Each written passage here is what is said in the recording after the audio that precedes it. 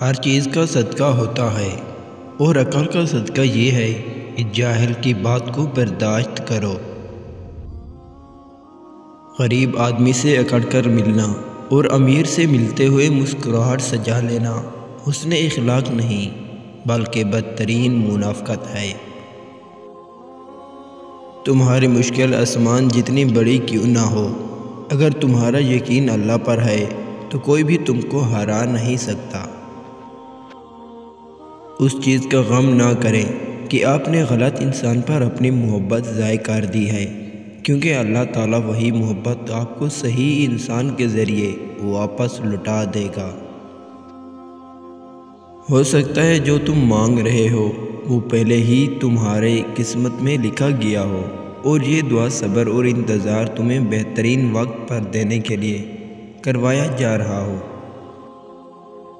انسان جب زندگی کے امتحانوں میں سے گزر کر پتھر ہو جاتا ہے تو کوئی دل دکھا بھی دے تو برا نہیں لگتا۔ اگر کہیں یہ شک بھی ہو جائے کہ یہ شخص اللہ کے قریب ہے تو اس شخص کے قریب ہو جاؤ۔ آپ دنیا کی تمام عورتوں کو برقع پہنا دیں، پھر بھی حساب اپنی آنکھوں کا دینا ہوگا۔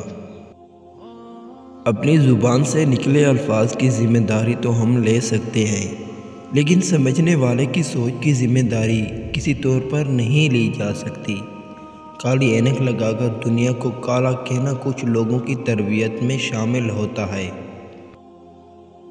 کوئی ناراض ہو تو کتنی منتیں کرنی پڑتی ہیں اس کو منانے کے لیے، اور ایک اللہ پاک کی ذات ہے جو ایک آنسو سے عمر بھر کے گناہ معاف کر کے مان جاتا ہے۔ سنا تھا روز قیامت کوئی کسی کا نہیں رہے گا، مگر یہ معاملہ تو دنیا میں دکھائی دے رہا ہے۔ انسان کی سب سے بڑی کامیابی خود کو خود کی ذات تک محدود رکھنا ہے۔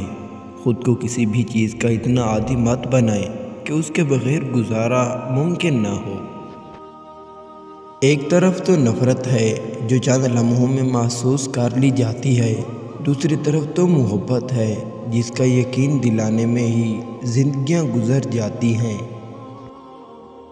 دکھ میں کبھی پچھتاوے کے آنسو نہ بہاؤ، کیونکہ تم وہ خوش نصیب ہو جسے اللہ نے آزمائش کے قابل سمجھا۔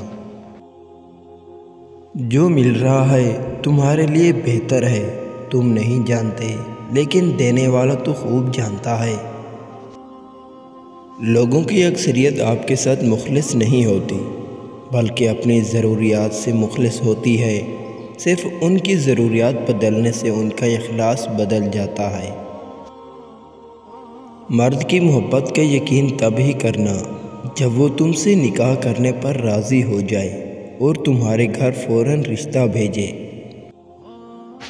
بہترین انسان اپنے عمل سے پہچانا جاتا ہے، ورنہ اچھی باتیں تو برے لوگ بھی کرتے ہیں۔ جو انسان یہ سمجھتا ہے کہ اللہ جو کرتا ہے وہ ہمارے لیے بہتر ہوتا ہے، وہ کمال کا ایمان رکھتا ہے۔